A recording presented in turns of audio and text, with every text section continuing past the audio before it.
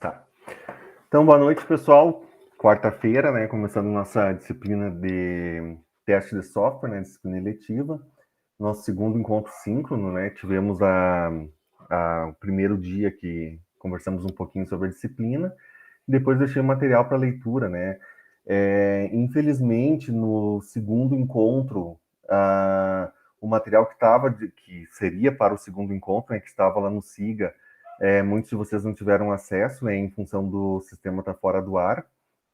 Nós tivemos o primeiro encontro na quarta, na sexta-feira de manhã, quinta de madrugada foi o ataque, na verdade, né? E na sexta-feira de manhã, então, a gente já não tinha mais o sistema.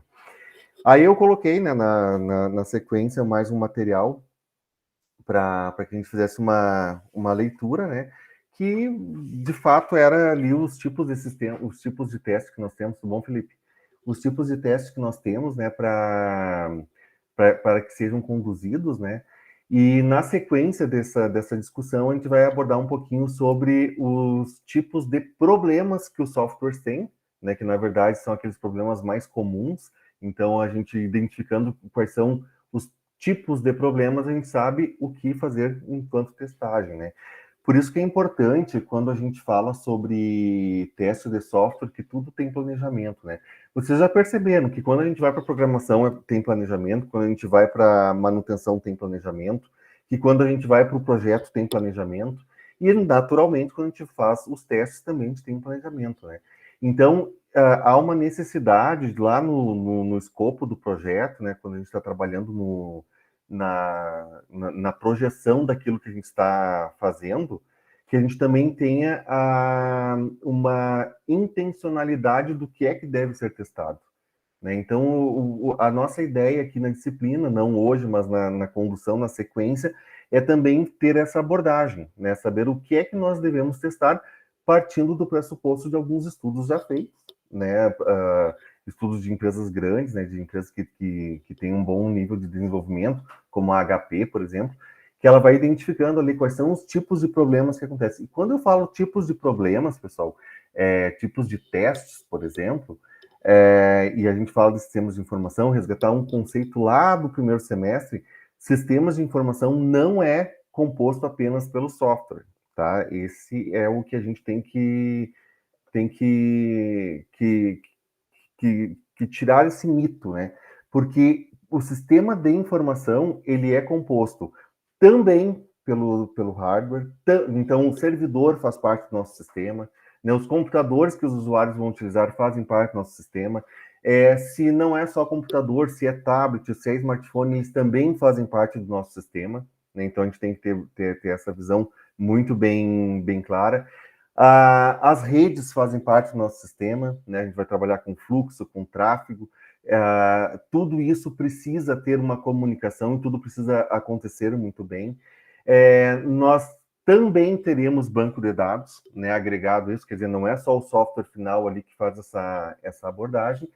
E aí, a partir disso, né, a partir dessa visão, nós também temos os usuários, né? Então, os usuários também fazem parte dos sistemas e também nós temos que ter uma forma de planejamento dos usuários.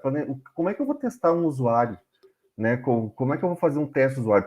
Na verdade, eu não vou fazer um teste no usuário em si, né? Posso fazer pesquisa, posso fazer entrevistas, posso fazer uma série de ações para identificar onde é que estão os gargalos, mas principalmente a gente vai fazer o teste se as capacitações, né? Se aquele momento em que a gente apresenta o sistema para os diversos setores, né, para as diversas pessoas envolvidas dentro dele, se de fato isso aconteceu de uma forma satisfatória, né? Então a gente não vai testar se a pessoa está bem ou está mal, a gente vai testar se ela foi capacitada de uma forma adequada, né, para fazer a utilização do sistema.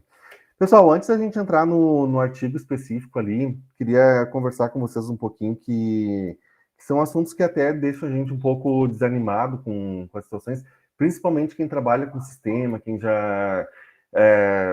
vocês veem pela minha idade que eu já não sou tão novo assim, né? Que eu já tenho uma outra vivência de outras organizações, outras empresas, né? E a gente acaba vendo muitas coisas acontecendo na área de tecnologia que não são as mais adequadas, né? Eu, particularmente, estou um pouco frustrado com a questão do SIG estar fora do ar, né? A gente brincou ali no início, mas, de fato, ver o sistema 19 dias hoje completando, né? 19 dias que ele efetivamente não está em funcionamento, e ele sendo o nosso principal sistema, e por muitas vezes eu o defendi frente a outras situações, não por ser o SIGA, né? Não era uma questão do SIGA em si, mas defender o uso de um sistema de informação, né? O uso de que o sistema de informação, ele é algo benéfico, ele é algo que vai trazer uma forma melhor da gente trabalhar.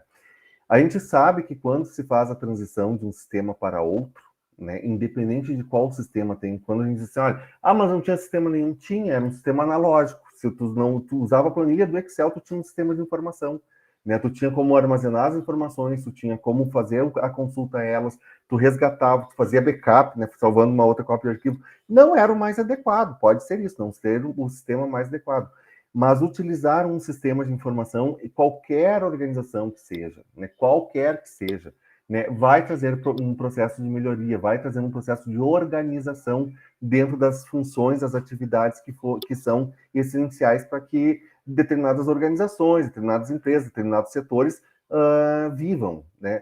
Imaginem vocês hoje uma biblioteca, né, sem um sistema de informação, certo? Eu fico me questionando como elas funcionavam quando não se tinha um sistema digital, né? Quando o sistema deles era analógico, no caderno, no papel, né? Como tudo isso funcionava. Então, agora, se a gente começa a pensar, né, nessas funcionalidades que nós temos para renovação de livros, né, falando de renovação, de acesso de consulta, se existe o exemplar ou não, da própria questão da distribuição física de onde os elementos estão, né, de uma busca rápida a todo esse acervo, a gente acaba vendo a importância que ele tem, é nesse sentido. Mas é lógico, tu muda o sistema, as pessoas têm resistência, né? Há uma certa resistência. Então, eu sempre fui um grande defensor dos sistemas de informação, né? Sempre partir do princípio que uma organização necessita ter um ERP, né? A gente já viu lá o que era o ERP, né? O sistema central ali, onde tudo está dentro dele, né? Todo o restante é quase como se fosse o Sol, né? E tudo o restante gira em torno daquele sistema ali, né? Tudo orbita em torno dele. E quando a gente vê, por exemplo, no nosso instituto, que o sistema está fora do ar há 19 dias, a gente não tem uma previsão de retorno dele, né? Hoje a gente conversava, entre outros professores, também sobre essa situação. Me parece que faltaram alguns testes, né, nesse sistema para que a gente conseguisse manter uma qualidade, né? A gente não tem muita notícia, né, não tem muita informação. O pessoal da DTI, e acho que a minha frustração também está linkada a isso, porque eu fui diretor da TI do Instituto, né? Estava na reitoria trabalhando em função disso, e quando eu cheguei lá, eu visualizei que faltavam treinamentos, faltavam capacitações para os nossos analistas. A gente colocou um sistema no ar, colocamos um sistema em funcionamento, e todo o suporte desse sistema era feito por uma empresa terceirizada.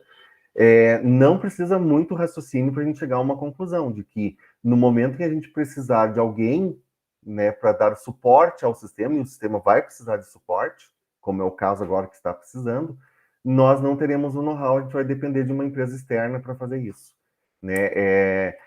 E eu acho que essa é a minha frustração, porque foi justamente talvez a primeira e a melhor coisa que eu tenha feito dentro da DTI, né? Que foi o planejamento das capacitações dos nossos analistas que trabalhavam lá na DTI, juntamente com a empresa que fez a implantação, né? Que trouxe para nós o sistema. Então, frustra um pouquinho a gente olhar e ver que por mais que a gente tenha integração, né, o banco de dados funciona muito bem, e me parece que não houve nenhum dano aos dados que estão armazenados, mas que a correção desse erro está muito demorada, né? Um sistema, imaginem se nós dependêssemos, se nós fôssemos uma outra organização, ou se esse sistema estivesse sendo usado por uma outra organização que depende de fazer vendas e distribuição, né? A gente sabe que erros acontecem, que falhas acontecem, a gente até já falou aqui da Microsoft, né, que teve aquele caso do Windows lá, mas quando a gente começa a fazer esse tipo de análise e verificação, a gente vê assim, olha, faltou um planejamento aí nos nossos testes, né? Então, houve um ataque hacker, ao meu ver, não foi um ataque hacker, ao meu ver, foi um ataque cracker, né? Quem é que me ajuda para diferenciar o que é o hacker e o que é o cracker? O hacker é o cara que hackeia, mas para quando uma pessoa quer que ele faça isso para ajudar essa Uhum, pessoa. Por exemplo, uhum. o meu PC não consigo logar nele, hackeia meu PC para eu conseguir logar, mudar a senha. Então, o cracker é o cara que faz por hackeia um computador pelas suas intenções próprias. Isso aí, o hacker é bem isso aí, né? É o hacker, um ataque hacker, inclusive, para descobrir falhas no sistema, né, Nicolas, né, Gabriel? Se eu quero saber a vulnerabilidade, olha, eu ataco o meu servidor que eu quero ver se eu estou protegido. Né? Aí vamos fazer um ataque ali e vamos ver se conseguiu entrar, o que conseguiu fazer, né? E tal. E aí, olha, consegui entrar por esta porta aqui, não cheguei no dado, mas cheguei a, a mudar ali, sei lá, o domínio. E aí, então, eu sei que eu tenho que me proteger nesse lado aqui. Ou como o Nicolas disse, né? Eu estou recebendo um ataque, hackeio o meu computador para que eu possa mudar alguma configuração que ele não está funcionando bem. E já o cracker, né?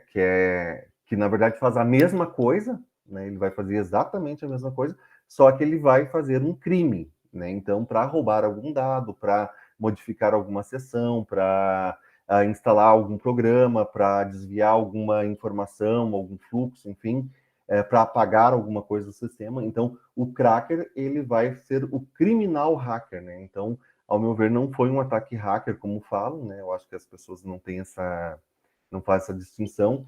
Me causou uma certa, porque a DTI tratou como se fosse um ataque hacker, né? Eu disse, isso não tem nada de hacker.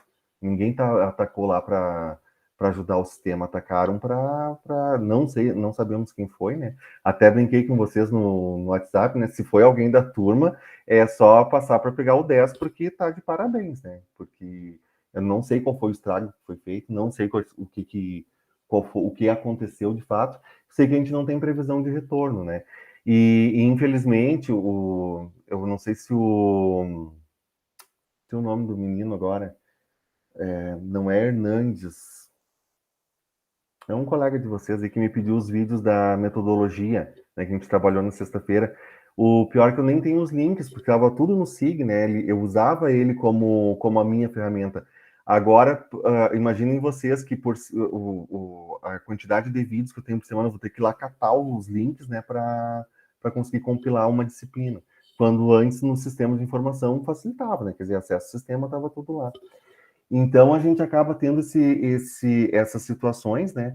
E quando a gente fala principalmente da questão do planejamento de testes, não adianta testar só o software, né? O software ali, o código do sistema. Embora este seja o foco, seja a nossa ação principal, né? Eu tenho que testar todos os elementos que fazem parte do meu sistema, né? E se eu tenho os meus analistas, né?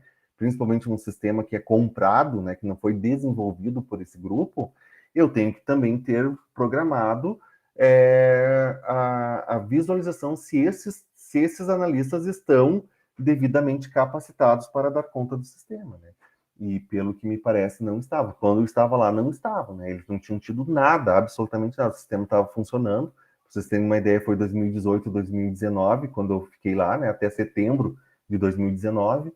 E o sistema, o SIG já funcionava e eles não tinham tido nenhuma capacitação a respeito de programação, do código do SIG, de desdobramentos, de implementação de novos módulos, de alteração dos módulos existentes, de customização de nada, nada, nada. Isso é preocupante, né? Por isso que eu disse assim, olha, o ataque causa surpresa por ser um ataque. Ninguém está esperando um ataque, mas ele não causa surpresa por ter acontecido, né? Porque pela demora em restabelecer o sistema, enfim, porque realmente as coisas não são muito como a gente consegue ver.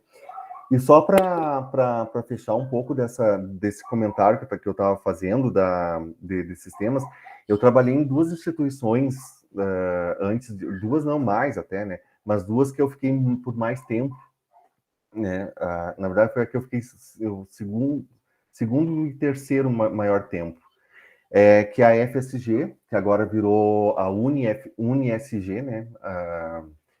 Que é a Faculdade da Serra Gaúcha, e a FTech Brasil, que é a Faculdade de Tecnologia Brasil, ambas em Caxias do Sul, né?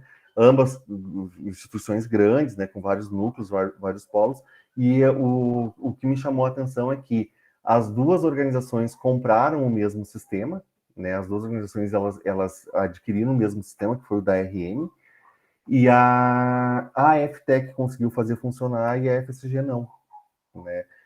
Por questões de implementação. O pessoal que fazia a instalação do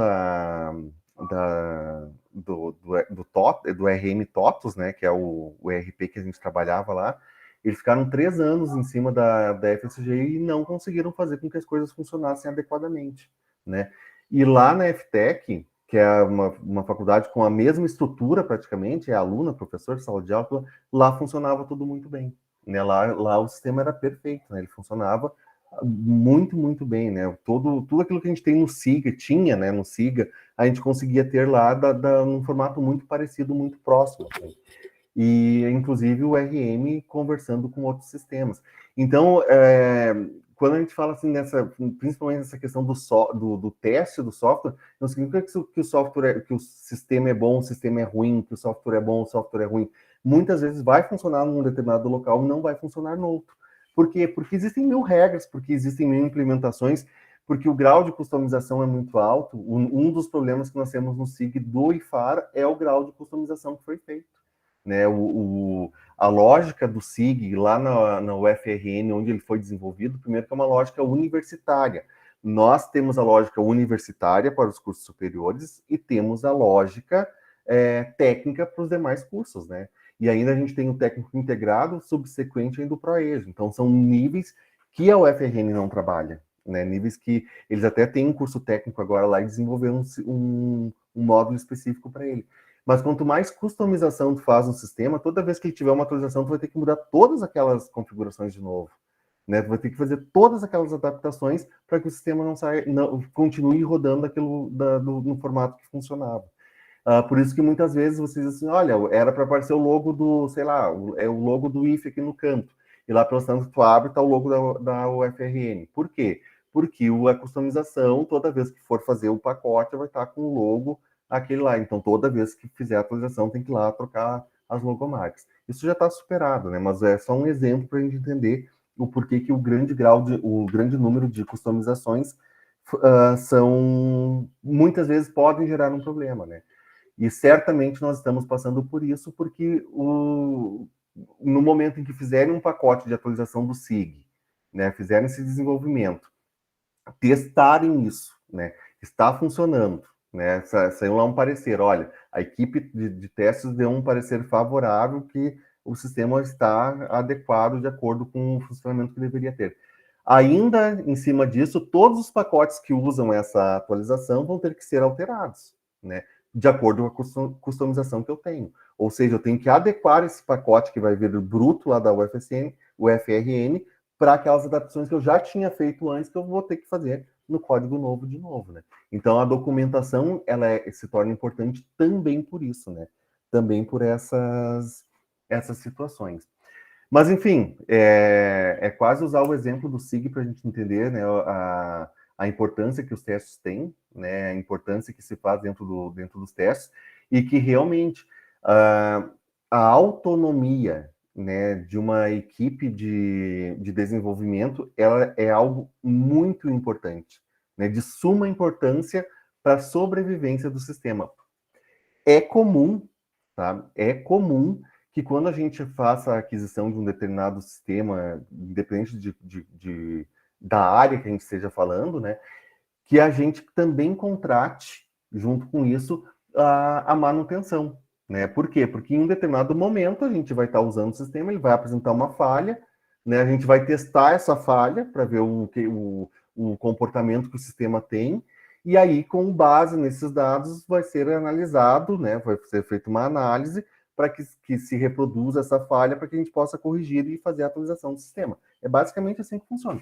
Então, normalmente a gente contrata também, né, um pacote de suporte que às vezes funciona por horas, que às vezes uma empresa contrata mais, outra contrata menos, e na intencionalidade do IFE, né, quando foi feito esse contrato, se contratou a empresa, tem 6 meses, né, a partir de março, do final de março deste ano, começou a contar 6 meses, que é 6 meses de suporte. Deu erro, eles consertam, deu erro, eles consertam. É isso, né? Era isso, essa a função.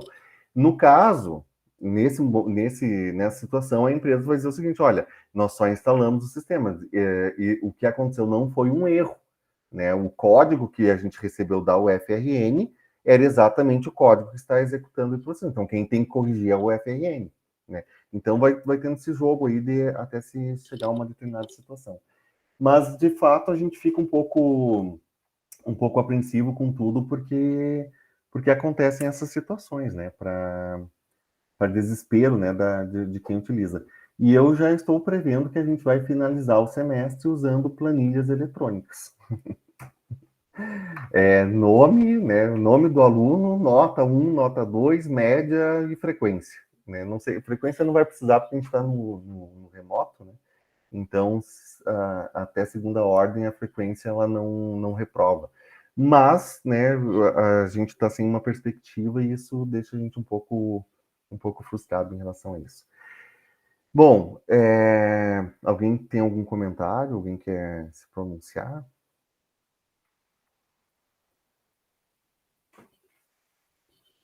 Bruna, tem alguma coisa para dizer? Chegou por último, né, Bruna?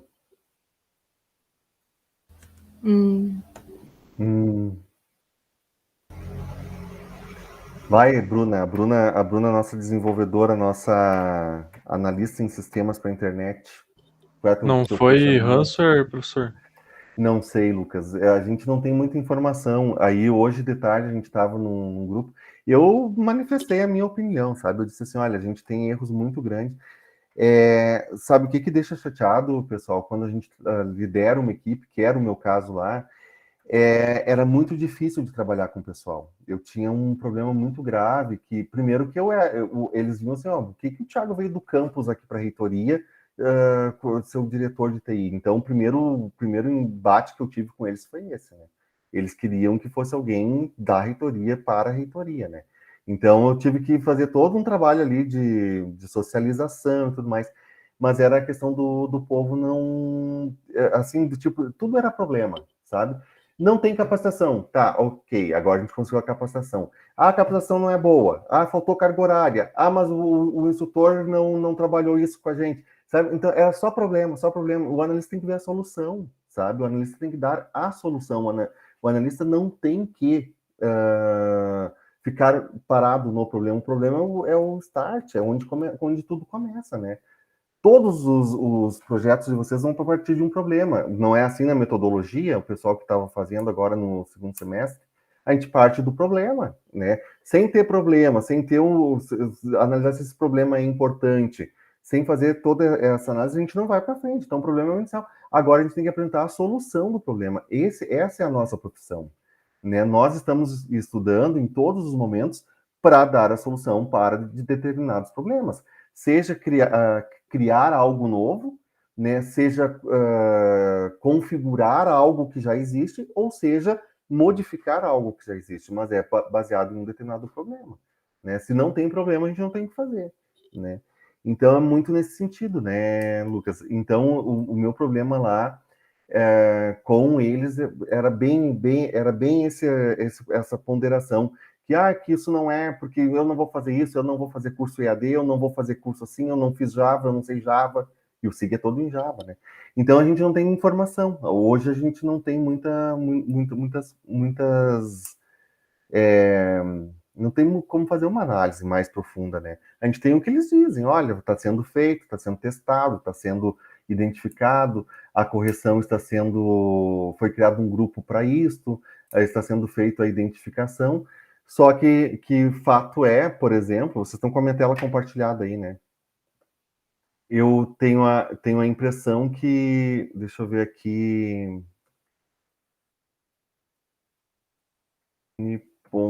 deve ser .edu.br, que é o FRN, tá fora do ar o site deles, ou eles não são edu. Deixa eu ver aqui. UFRN, eu acho que eles não são edu. A UFRN, que é a mantenedora do SIG, né? Quer dizer, aqui a gente está no site deles, né? E eles, deixa eu ver se a gente acha aqui de forma rápida, se eles têm um sistema de informação, reitoria, aqui não vai ter governança, proteção de dados, conselho superior, reitoria.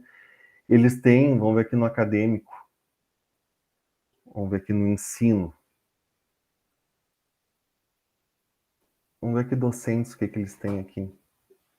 Ó, o sistema deles, né, aqui é um sistema orbital que eles utilizam, eles praticamente do SIG lá, eles utilizam muito poucas coisas, né, eles têm todos os sistemas paralelos que compartilham a base de dados, mas está funcionando, ó, eles têm, por mais que não seja o mesmo layout nosso, já seja até numa linguagem mais moderna, eles estão com coisas funcionando. Então, como é que eles já estão ok, né, e nós ainda não retornamos? Qual é o problema que tem em tudo isso? Então são coisas assim, sabe? Eu queria ver se eu achava o mesmo, né, programação, cursos, que se eu achava o mesmo layout que nós temos, né, no SIG, mas aqui não tá. Vamos ver os serviços, ouvidoria, compras de Professor, estações. Então... Oi. mas só nós estamos fora ou tem outros IFES no Brasil que estão fora também? Tem outras instituições. O ataque não foi só no Farroupilha. Foi um ataque simultâneo. Eu vou estar te mentindo agora, tá? Mas foram cerca de 10 instituições. Se não foi 10, foi 8 ou 9 ou 11, tá? Mas é mais ou menos isso. Foram bastante instituições que foram atacadas. Existem cerca de 15 institutos federais que utilizam o SIG e mais umas 30 universidades, tá? Só para a gente ter uma noção da dimensão do problema, né? Desse universo todo, cerca de 8 instituições, entre IFES e universidades, sofreram um ataque. O mesmo ataque no mesmo dia e causando o mesmo problema. Né? Então é isso, né? Quem fez estudou bastante, né? Quem fez estava bem respaldado, né, nessa situação. Deixa eu ver. Ó, sistemas integrados. Aqui tá.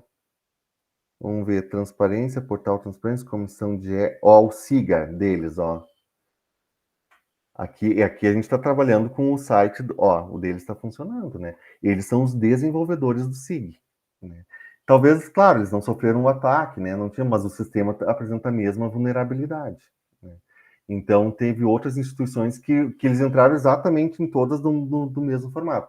Os dados preservados, mas o sistema eles conseguiram atacar, né, para colocar. Bom, era só para a gente ilustrar, né, que eu abri essas informações. Mas são coisas que acontecem, né? São coisas que não são as mais ideais que a gente imagina, mas elas têm o seu peso, né, quando a gente faz esse tipo de procedimento. Enfim, né? E aí, pessoal, eu deixei um link com vocês na última aula, né? Pedi para que vocês fizessem uma leitura e dessem uma resumida. Não precisava entregar ainda, né? Eu vou pedir mais para frente, se o SIG voltar, né? Para que a gente faça essa ação. Mas que basicamente é um texto que também retomava, né, a questão do conceito do teste de software, que na primeira aula a gente conversou bastante a respeito do planejamento da disciplina, né? E aí a gente viu que é um teste de software. Existem alguns autores que fazem uma diferença, tá? Teste de software e teste de sistema. Né? Eu, normalmente, quando estou falando, eu falo software, falo sistema, e para mim as coisas são muito sinônimos, tá? Partindo do pressuposto seguinte, ó, software, a gente está falando só do código, que é o software, tá? Lá o código, a programação, enfim. Sistema, a gente está falando daquele amplo, daquele todo que a gente tá analisando, que a gente está fazendo a nossa testagem. Então, o sistema entra tudo que eu comentei com vocês. Entra o hardware, entra o servidor, que também faz parte do hardware, também faz parte dos sistemas, né? Aquilo que a gente chama de requisitos não funcionais, a gente tem que testar esses requisitos. Então, o banco de dados, os usuários, todo o front, né, a rede, todo o front que faz parte desse sistema maior. Enquanto que o teste de software, especificamente, a gente está falando do teste do código, né, o teste ali da programação que foi feita, né, do desenvolvimento da programação que foi estruturado. Essa seria a diferença básica. Dá para a gente ter uma dimensão grande a respeito disso, porque quando a gente fala de teste de sistemas, por exemplo, um teste de integração, né, é um teste maior do sistema, né?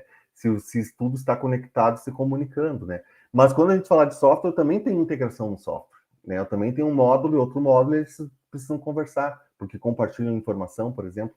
Então a gente fala de software e sistema, por vezes esses conceitos se fundem, né? Por vezes a gente tem o sistema como sendo algo mais amplo, né? Mas a gente vai estar sempre dentro de um determinado contexto quando a gente for falar a respeito disso, né?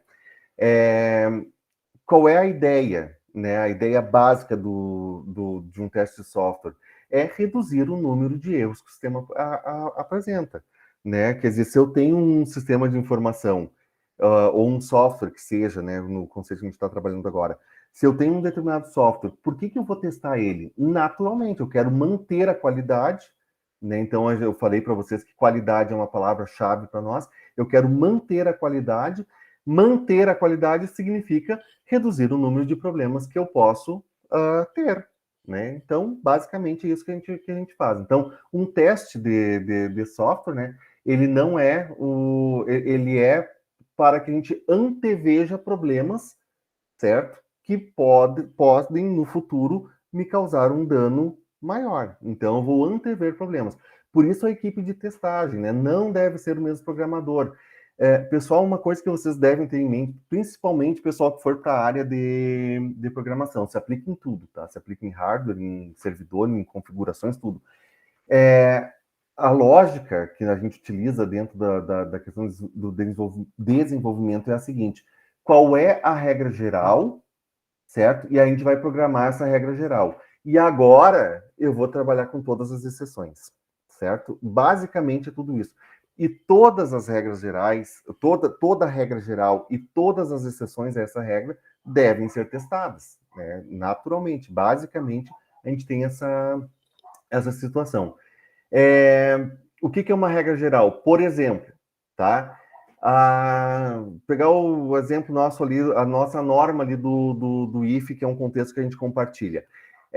Todas as disciplinas devem ter 3 avaliações, tá? Isso é uma regra, né? Então, eu tenho que verificar lá se as disciplinas têm 3 avaliações, o mínimo, né? Se eu botar 2, será que o sistema tem que me avisar? Olha, você está tentando fechar uma disciplina e você tem que ter 3 avaliações, certo? É um clássico. Essa é uma regra geral.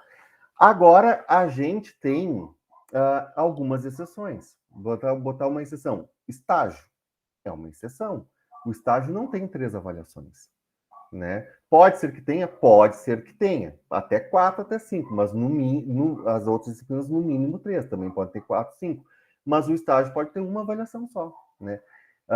O TCC, né, pode ter uma avaliação só. Então, a gente tem uma regra geral, mas a gente também tem as exceções a essa regra, né? Então, quando eu, testador, for testar, né, for colocar na prática o meu teste, o que eu vou fazer? Eu vou analisar lá nos requisitos, né, do meu sistema, qual é a regra geral? A regra geral diz isso daqui, então tá, vou testar. Funciona, testei de novo, tá, funciona. Testei de novo aqui, disciplinas que essa aqui passou. Ok, anoto os porquê que ela passou. Testo mais uma, mais outra, outra passou também. Qual é a semelhança que elas têm? Né? Por que essas duas regras, essas duas disciplinas passaram sem as 3 avaliações, enquanto que as outras deu tudo certo? Essas disciplinas elas têm em comum que elas são dos cursos EAD. Então, no EAD tem alguma coisa que não está adequado à nossa regra. Esse o fluxo, esse o procedimento, né, o processo que a gente vai fazendo quando a gente vai testando o sistema. Ok, qual é a primeira exceção? Bom, a primeira exceção é que estágios não precisam ter. Deixa eu ver estágio. Então, eu vou botar no estágio só uma avaliação. Passou normal. TCC, botei uma, não. Tá me avisando aqui que eu tenho que ter 3. Então, o TCC tem que ser ajustado porque ele faz parte de uma outra regra. É isso que a gente vai fazendo, né? O nosso planejamento de teste ele tem que estar no fluxo, né, dentro do contingente maior, né, do projeto, mas a gente vai testando aquilo que é essencial para eliminar o número de falhas. Aí tem um detalhe, a gente começa a falar aqui, ó, quais são os tipos de software, de testes de software existentes. Alguns aqui vocês já devem até ter ouvido falar, né? Todo mundo conseguiu pegar o texto? Sim? Não? Mais ou menos? Eu, Sim. às vezes eu minto lá quando os professores lá da UFC me perguntam, leu? Aham, eu faço assim. Não, eu tô brincando, tá, pessoal? Mas é que tava no link do WhatsApp, né? Até eu ia comentar com vocês no início, se vocês sabem de alguém que faça disciplina que não tá pertencente aqui, né? Para poder mandar o link também, porque eu botava no SIG, né? Que todo mundo tinha acesso e mandava no grupo. Mas, como o nosso grupo também é novo, eu vi que nem todos entraram no primeiro dia lá, então pode ser que alguém tenha ficado de fora, né? Bom, pessoal, teste de caixa branca, né? O que é o teste de caixa branca? Quem é que me ajuda aí?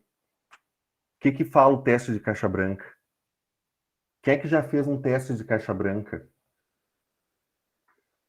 Se não me engano, eu. O que tu já fez no teste de caixa branca? O que é um teste de caixa branca?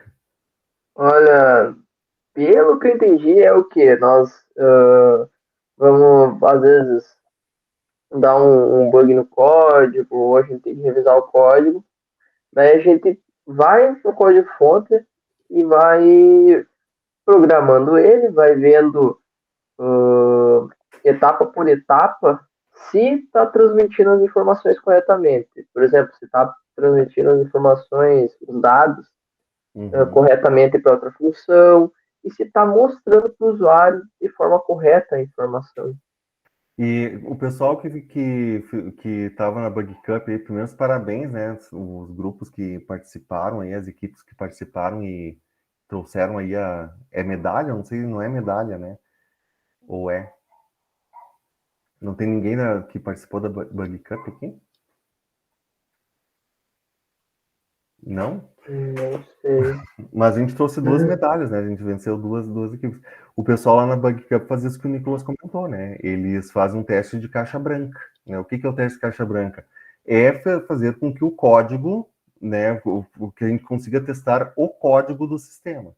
Né? Então, o teste de caixa branca vai fazer exatamente isso. Se as variáveis estão recebendo os valores que devem ser recebidos, se elas não estão dando um bug ali, né, dentro da conversão de tipos, né, um problema que algumas linguagens nem apresentam, né, se há alguma integração entre uma função e outra, se os objetos estão bem declarados e estão conseguindo armazenar as informações que devem ser armazenadas, né, nessas instâncias estão sendo criadas corretamente. Então, eu analiso o código, eu analiso lá o abre parênteses, fecha parênteses, né? Eu analiso exatamente o if, o else, analiso o while, né? O for. Então, eu vou no código do programa e começo a fazer as análises se tudo ali está de forma um pouco mais adequada, né?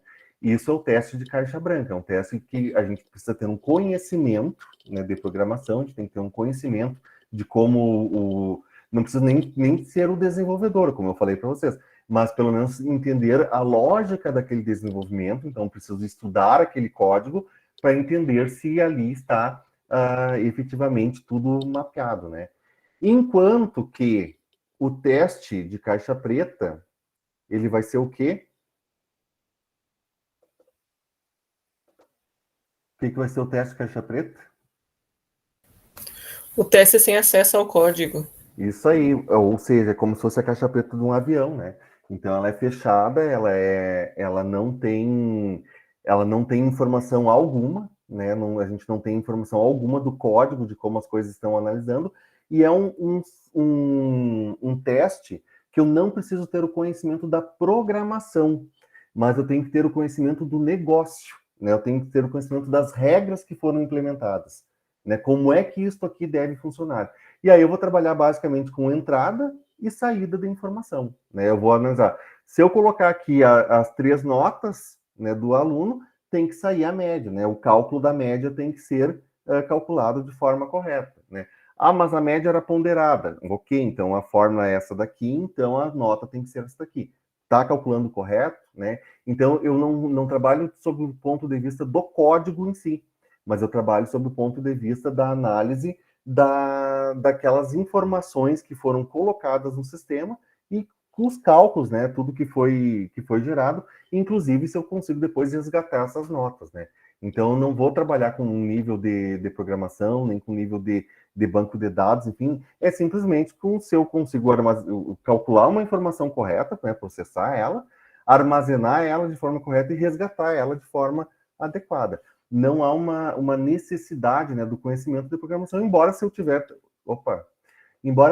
não tenha problema algum em relação a isso, né, para essa situação. E aí, a diferença basicamente são dois testes bastante conhecidos, né? São dois testes que a gente consegue comumente achar na literatura, né? E essa literatura, ela acaba trazendo de forma muitos exemplos de como as coisas são testadas, né?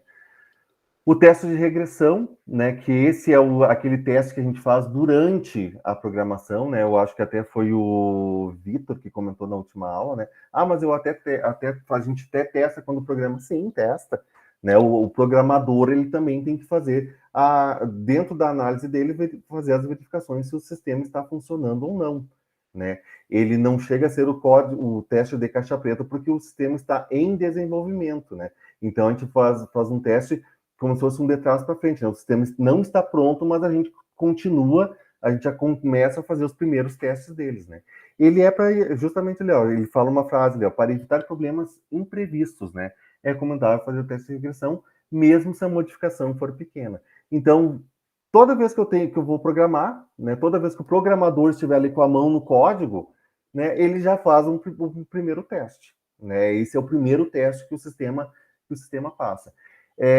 Dificilmente a gente trabalhe sem esse teste. Aqui eu costumo dizer que o teste de regressão, ele basicamente é incorporado à programação, né? Eu não tenho como programar se eu não testar.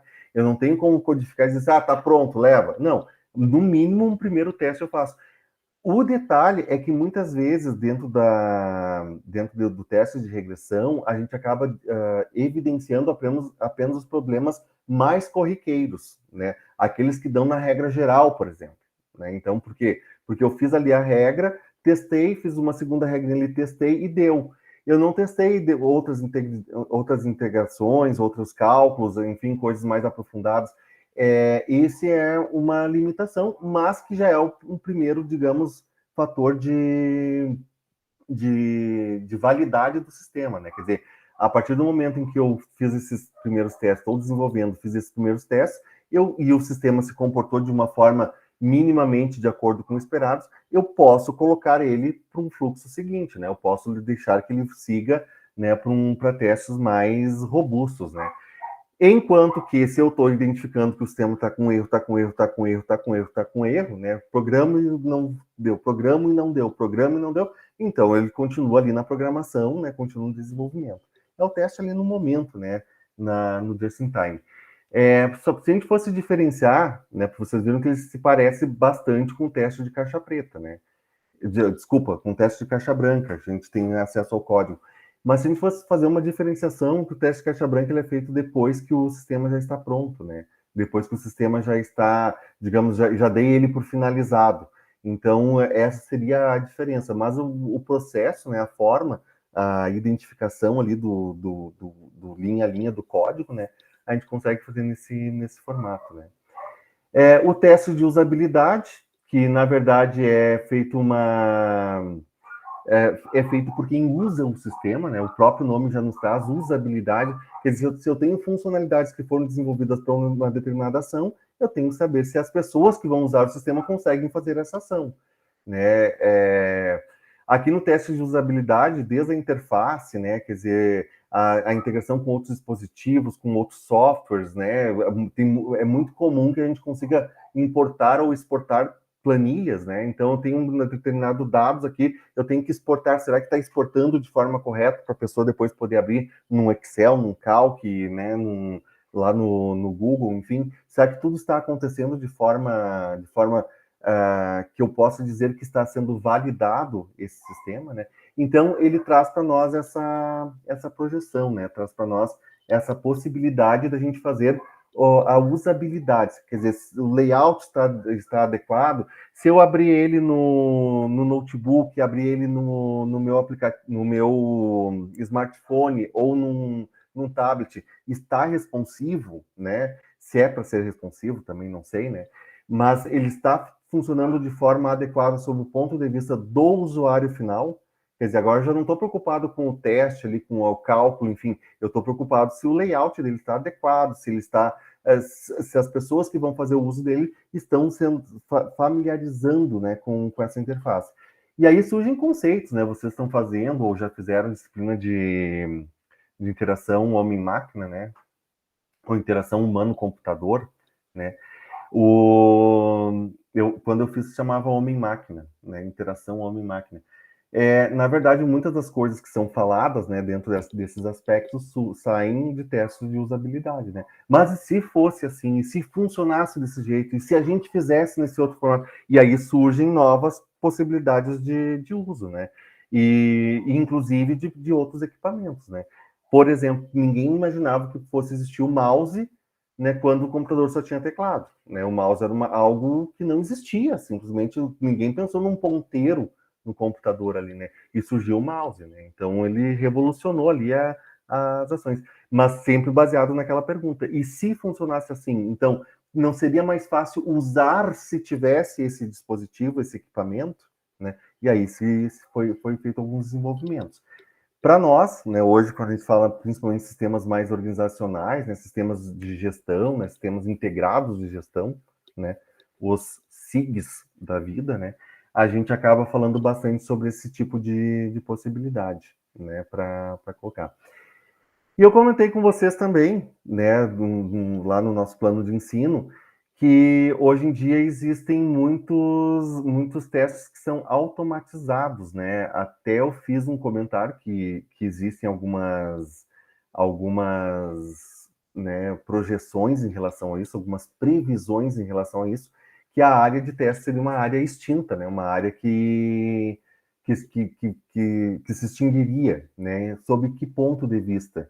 Sob o ponto de vista que a gente tem software que testa software, né? Então, se a gente e isso acontece, né? E até para algumas situações é bem fácil a gente compreender. Por exemplo, eu quero fazer o meu sistema suporta. É, dependendo do tipo de dado que eu estou trabalhando, eu vou ficar eternamente ali cadastrando coisas, né? Então, eu tenho como automatizar isso, né? Eu tenho como fazer esse tipo de ação.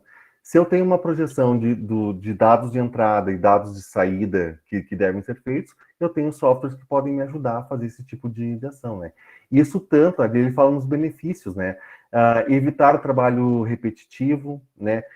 Ter um feedback mais rápido, quer dizer, eu não preciso fazer tudo muitas vezes, então eu tenho algum software que vai me ajudar a fazer 2, 3, 4, 5, 6, 7, 8, 9, 15 vezes, né? Um feedback mais rápido, porque normalmente, quando a gente testa de forma automatizada, a gente tem um resultado mais rápido, né? A gente sabe mais rápido que se eu estivesse fazendo ele de forma mais manual, né? E eu melhoro o meu desempenho no teste de regressão, porque na hora que eu estou programando, eu já estou sabendo os resultados ali, eu já estou sabendo se tudo está funcionando ou não está funcionando, né? Naturalmente, poupa tempo, né? A gente acaba tendo esse último item ali como sendo uma das vantagens, né, que são colocadas para que a gente consiga trabalhar, né, de forma um pouco mais automática. Mas basicamente, pessoal, os tipos de softwares que nós temos, né, tipos de teste de software que nós trabalhamos são esses, né?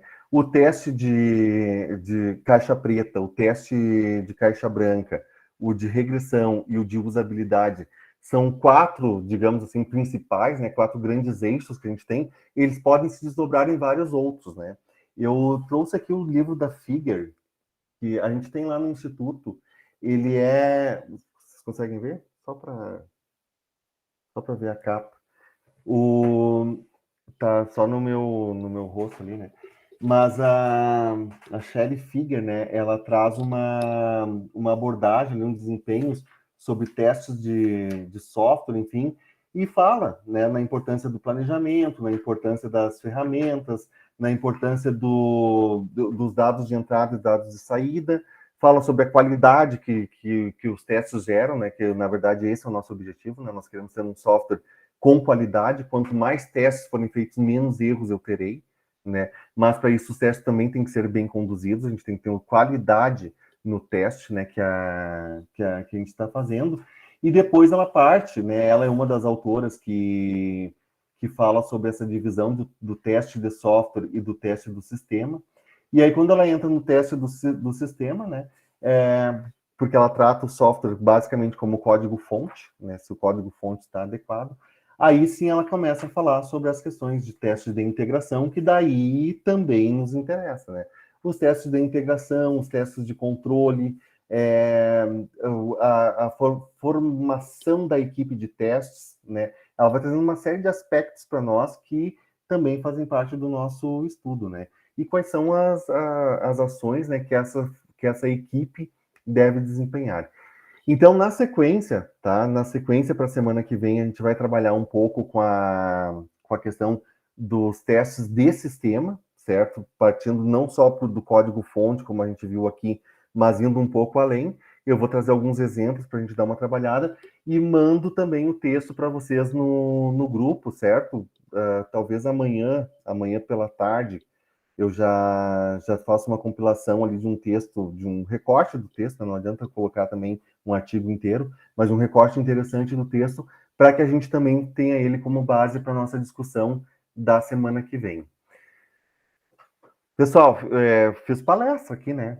Eu comecei falando, né? O Nicolas me ajudou um pouquinho, o Gabriel um outro pouco, a Marina deu uma intervenção ali, mas virou palestra. Tranquilo, pessoal? Fácil, difícil? Tranquilinho. Tranquilo. Tranquilo, professor. Tranquilo. Então tá. Moçada, façam a leitura completa do texto ali para complementar a nossa ação. Não esqueça que vocês têm que fazer o resumo dele, tá? Isso para a nossa avaliação final. Amanhã eu já mando o texto da próxima aula, tá? Se puderem dar uma lida, assim, meia hora antes da aula que seja, sabe? Pegar o texto ali e dar uma... Porque eu vou mandar duas páginas no máximo, textos curtos, assim, para que a gente possa fazer uma leitura mais efetiva, mas falando sobre os testes de sistema. E aí, na outra aula, a gente vai falar sobre a equipe de testes. Quem são eles e quais são as funções que cada um desenvolve. Certo, moçada? Certo. Show de bola. Então tá, gente. Estou à disposição de vocês. Então, Qualquer tá. coisa, mandem no WhatsApp ali, que eu estou sempre à disposição. Tá? Estou sempre online. Beleza. Beleza? Valeu. Valeu, professor. Boa Boa noite. noite. Boa noite. Boa noite. Boa Boa noite. noite. Não fuja, professor. E aí, filho, estou te esperando aqui. Show. Eu tenho que ver o teu trabalho, né, Felipe? Na verdade, eu quero te dar um retorno. Eu tava pegando o material. Só uma pergunta. Não foi marcado data ainda, né? Tem que entregar 19, sexta. Sexta-feira agora, depois de amanhã. Isso. Tá, eu já vou ficar aqui mexendo no teu trabalho, então. Já vou dar um up nele para te mandar. Eu fiz algumas modificações, porque eu passei até o Cop Spider para dar uma revisada Uhum. e ele pegou algumas coisas, daí eu alterei. Aí não sei se tu quer que eu te mande atualizado, então. Me manda atualizado, então, que eu já pego essa versão final. Já vou fazer agora para te dar um retorno ali, tipo 10 e meia da noite no máximo, tá, Felipe? Daí Tá. amanhã tu já tem ele pra gente fazer esses ajustes finais. Mas para fazer mais adequação, tá? Talvez eu vou olhar sobre o aspecto mais metodológico, que Isso. eu acho que é uma das coisas que a banca vai analisar, né? Eles vão olhar como é que foi desenvolvido o trabalho ali para ser colocado. Uma dúvida, quanto é o tempo médio, mais ou menos, da apresentação? Normalmente, entre 15 e 20 minutos, tá, Tá. Felipe? Te organiza para isso. Talvez seja 15, talvez cada aluno tenha 30 minutos, tá? Uhum. 15 para vocês apresentarem, 5 para cada integrante da banca. Tá, entendi. Tá? Então, normalmente é isso que acontece. Se tu passar um pouco do tempo, 15 minutos vão te avisar, né? Ó, 15 minutos. Mas pode ser que tenham colocado 20, mas eu acho que é 15, né? Normalmente é 15, mas é entre 15 e 20 minutos. Te organiza para 15, que eu acho que é o tempo que tu vai ter. E tu acha que é muito tempo, na hora que tu começa a apresentar, esses 15 minutos passam voando. Né? Eles passam voando. Não, tranquilo. Eu acho que para apresentar, eu acredito que vai ser tranquilo, porque até um assunto que eu ajudei a implementar lá, então vai ser bem tranquilo de explicar. Tranquilo. Tá? Eu já vou te dar o retorno então ali, tá? Eu vou te mandar no WhatsApp ali, daí então ele Tá, atualizado. perfeito. Beleza. Valeu, obrigado. Feito. Tchau, tchau.